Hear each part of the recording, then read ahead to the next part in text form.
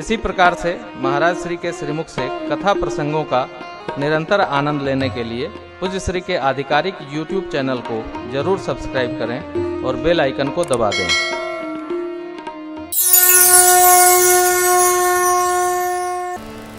भगवान कहते हैं, बड़े भाग मानुष तन पावा, सुर दुर्लभ सब ग्रंथनी। मनुष्य का तन देव दुर्लभ तन है हो, और यह देव दुर्लभ तन पाकर भी हम कहते देव, हम अपने स्वार्थ के लिए नहीं, हाँ भगवान श्रेष्ठ है, समझ में आती है बात। प्रभु श्रेष्ठ हैं। मेरे सरकार सुग्रीव जी से कुछ नहीं छिपाए, सब कुछ समझा दिए। और आदमी देखिए, कोई भी व्यक्ति, हम हैं, आप हैं, XYZ, कोई भी, हम आप अपने स्वभाव से बंधे हुए हैं। कितना भी समझा दिया जाए तो आदमी वही करता है जो उसका स्वभाव स्वीकारता है। सुग्रीव जी ने माँ के वस्त्राभूषण दिए, भगवान ने हृदय से लगाया। फिर भगवान ने पूछा, आप यहाँ पर्वत पर कैसे रहते? हनुमान जी कह रहे थे, आप कपियों के राजा हैं, नाथ शैल पर कपिपति अहई रहई, सो सुग्रीव दास तब अहई। तो आप यहाँ कैसे रहते हैं? सुग्रीव जी ने पूरे अपने बड़े भाई की कथा सुना दी, उसमें केवल बड़े भैया की बुराई बताई।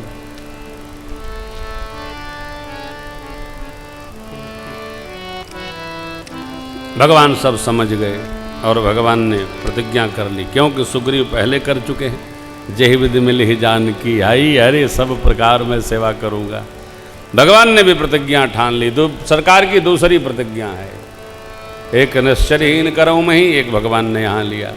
सुन सुग्रीव मारियो बाल ही कही, ब्रह्म रुद्र शरणागत गए न। अब यहाँ ये प्रश्न करना उचित नहीं होगा, भगवान ने ऐसी प्रतिज्ञा क्यों कर ली? भगवान ने अकारण प्रतिज्ञा नहीं की। साम दाम दंड भेद 3-4 नीतियाँ हैं। साम प्रेम से, दाम धन से, दंड कड़क करके, भय बस, भेद कूटनीति करके। तो जिसको लक्ष्य की प्राप्ति करनी है, चारों में से जो जहाँ उपयुक्त हो उसको उपयोग करना होता है। भगवान ने किया। क्यों किया? कि सुग्रीव जी के साथ श्री हनुमान जी लगे हैं, और जहाँ हनुमान जी रहते हैं वहाँ विचारों में विकार नहीं रह सकता है। भगवान ने इसका पालन किया। परिणाम क्या हुआ आप जानते हैं। बाली को गति मिली, तारा जी को ज्ञानोपदेश, भगवान जामवंत आदि को प्रेरित किए, सुग्रीव जी को राज दिया गया ऋष्यमुख का, अंगद जी को युवराज पद पर बिठाया है प्रभु ने, और सरकार प्रवर्षण पर्वत पर चातुर्मास से व्यतीत करते हैं। 4 माह दिन रात मिला के वर्षा ऋतु का जो समय होता है वो चातुर्मास से है। तापस्वेश विशेष उदासी।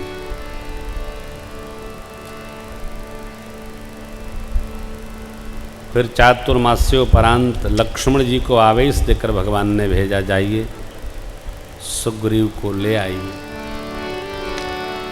लक्ष्मण भैया पहुँचे हैं। अंगद जी और तारा ने मिलकर तारा माँ ने मिलकर उनके आवेश को शांत किया है। फिर सुग्रीव जी को लेकर सब लोग भगवान की शरण में गए। इधर जामवन जी, हनुमान जी ने जहाँ जहाँ कपि समाज था सबको सूचना दी है। सब लोग भगवान की शरण में उपस्थित हुए हैं। प्रवर्षण पर्वत पर सुग्रीव जी का संदेश हुआ।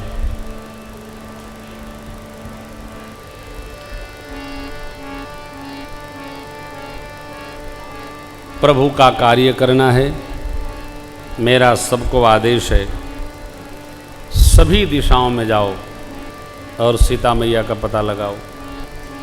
1 माह का समय देता हूँ, बिना पता लगाए जो आएगा वो मेरे हाथों मारा जाएगा। इसकी क्या आवश्यकता थी? बिना भय से कार्य नहीं होता। कार्य की समय सीमा तो बना के रखनी ही पड़ेगी। बिना भय के पढ़ाई नहीं होती, बिना भय के आदमी काम नहीं करता। भय न हो तो छोटे बच्चे भोजन नहीं करते, भय न हो तो आदमी बिनु भय हो ही न प्रीत, प्रभु वचन है।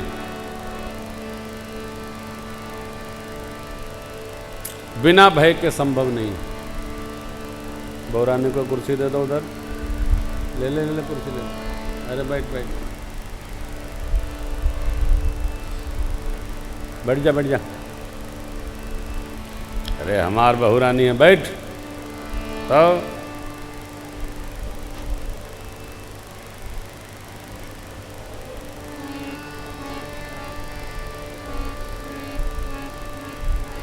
कथा सुनने या कमर में दर्द हो तो फिर कह भी गई है बाप की कथा सुनने में दर्द हो गया, ले हो। हाँ, तो शरीर माध्यम खलो धर्म साधनम। शरीर थोड़ा रुग्ण होना तो कुर्सी तो जरूरी थोड़ी है, कुर्सी तो मनुष्य की मजबूरी है साहब। शरीर है, भगवान करे सबका शरीर स्वस्थ रहे और शरीर ठीक रहे ना, तब कुर्सी पर बैठ के कथा नहीं सुनना। हाँ, नहीं तो कुर्सी लायक परमानेंट बना दिए जाएंगे। इसलिए मैं तो कदापि नहीं बैठता, भगवान ने शरीर को भी ठीक रखा है, इनकी कृपा है। इसलिए हाँ, नीचे बैठ के घंटा 2 घंटा 4 घंटा बैठिए, एकदम अवस्थित हो जाइए। इसके लिए थोड़ा कपड़ा ढीला ढाला पहनना चाहिए, कहीं भी बैठ जाओ उठ जाओ तो कोई खतरा ना हो। ढीला ढाला वस्त्र पूरा पहनना चाहिए, इससे सुख बढ़ता है। तो बेजाज भैया, दक्षिण दिशा की ओर भगवान ने थोड़ा सा संकेत किया होगा, ऐसा लगता है कथा में। तब 10 यूथपति बाबा जामवंत जी के पावन सानिध्य में दक्षिण दिशा की ओर भेजे गए। ध्यान रखिएगा, जितने कपि लोग गए पता लगाने मां का सभी दिशाओं में, तो जब दक्षिण की ओर प्रधान यूथपति भेजे गए तो सब दिशा की ओर क्यों जाना। हाँ, भगवान ने और सुग्रीव जी ने मिलकर, नारायण, जितनी दिशाएं हैं सब दिशा में आसुरी शक्तियां कहां कहां व्यवहार कर रही हैं, इसका पता लगवाया प्रभु ने। देखिए एक और नाम चर्चा समझिएगा। भगवान ने सब दिशाओं में भेजकर कपियों को यह पता लगाया आसुरी प्रवृत्ति कहां कहां विराज रही। सबको लंका में एकत्र करो, लंका में एकत्र करके सबको एक साथ समुद्र के गर्भ में समाप्त करो, सफाई हो जाए। हाँ, फिर कोई उत्पाती न बचे। बस इसलिए सारे कपि लोग सब दिशा में गए, लेकिन जामवंत जी अंगद जी के सानिध्य में 10 यूथपति दक्षिण दिशा की ओर गए। सबने प्रणाम किया हो, ध्यान रखिएगा, सबने प्रणाम किया। सबसे पाछे मेरे श्री हनुमान जी ने प्रणाम किया। पाछे पवन तनय सिरु सबने आगे आगे प्रणाम किया और सबसे पाछे श्री हनुमान जी ने प्रणाम किया। जाने काज प्रभु निकट बोला। भगवान ने जान काज मैंने यह ही कार्य करेंगे ऐसा जान करके श्री हनुमान जी को बुलाया। कर मुद्रिका देन जन जानी, भगवान ने सिर पर हाथ फेरा, अपनी प्रेम मुद्री रामांकित दी उनको और क्या कहा, बहु प्रकार समझाइएगा सीता जी को और विरह के बल वेग को कहकर शीघ्र आइएगा। महात्मा लोग यहाँ बड़ा सुंदर चिंतन करते हैं। श्री हनुमान जी महाराज ब्रह्मचारी हैं, भगवान ने ऐसा काम सौंप दिया है कि मेरे अंदर जो विरह चल रहा है उसको सुनाइएगा, समझाइएगा, शीलता बनाइएगा।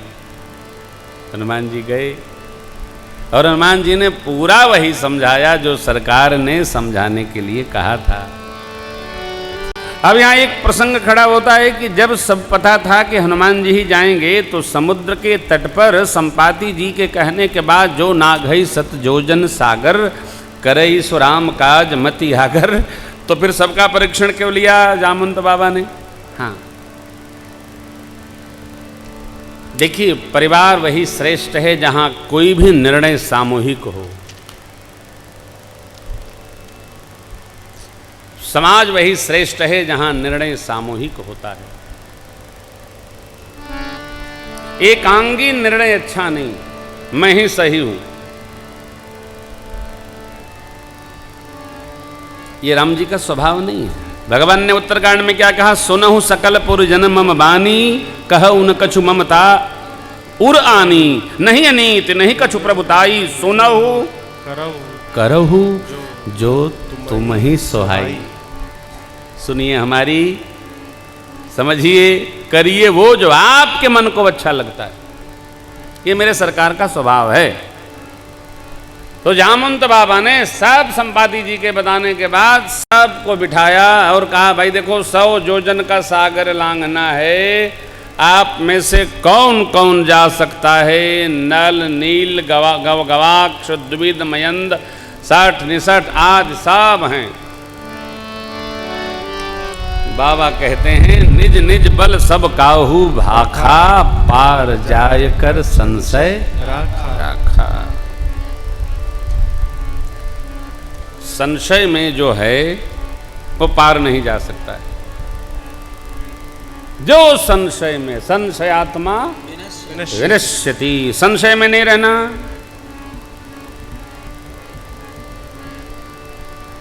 कोई भी काम करिए, संशय में न रहिए, हैं? विश्वास में रहिए। विश्वास सदाशिव स्वरूप है। कथा में लिखा है, भवानी शंकरौ वंदे श्रद्धा विश्वास रूपिणौ, दो श्रद्धा विश्वास रूपिणौ। नहीं, जामवंत बाबा ने अपनी बात कही, मैंने आपको सुनाया था। अब अंगद जी कहते हैं, मैं जा तो सकता हूं लेकिन वापसी का थोड़ा खतरा जान पड़ता है। तब बाबा जामुन जी ने हनुमान जी को जगाना प्रारंभ किया। कहे रे छपति सुनु हनुमान, का चुप साधि रहे हो। पवन तनय बल पवन समान, बुद्धि विवेक विज्ञान निधान।